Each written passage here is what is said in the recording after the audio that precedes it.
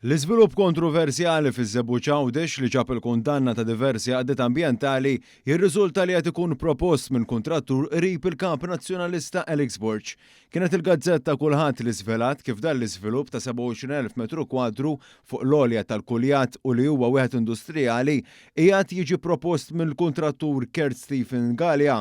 Galea jiġi iben Vivian Galea Paċ li hija konsilliera nazzjonalista preżenti u Galea u iben ukoll ex-deputat nazzjonalista. Aktar minn hekk qarib tal-kuntrattur qrib il-Partit Nazzjonalista huwa l-Viċi Sindku ta' Swieqi Jordan Galea Paċ. Dan tal-aħħar imexxi l-medja tal-Kap Nazzjonalista Alex Borg u jkun preżenti f'kull attività li jkollu Borg. Iżda il-Kap Nazzjonalista għażel quddiem dan l-iżvilupp propost li ġab il-kritika ta' qdiet bħal Għawdex, Wirt Għawdex u din l-art ħelwa Għawdex jibqa' siket. Ta' min jinnota wkoll li f'dan il-każ mhux l-unika wieħed tax-xorta tiegħu għaliex fil-passat kien hemm numru ta' żviluppi li saru minn persuni qrib tiegħu li dwarhom waqgħet il-maskra tal-Kap Nazzjonalista.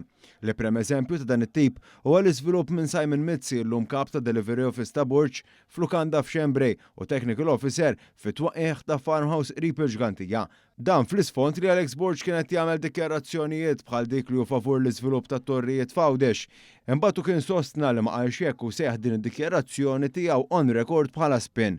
Sa dan it-tant il-kuntrattur in kwistjoni, Kurt Stephen Galea, kellu każ ta' allegat frodi meta ngħad li rċieva flus li ma wettaqx xogħol mistenni minnu. Fuq dan il-każ hemm kawża l-qorti u hemm eluf ta' euro involuti.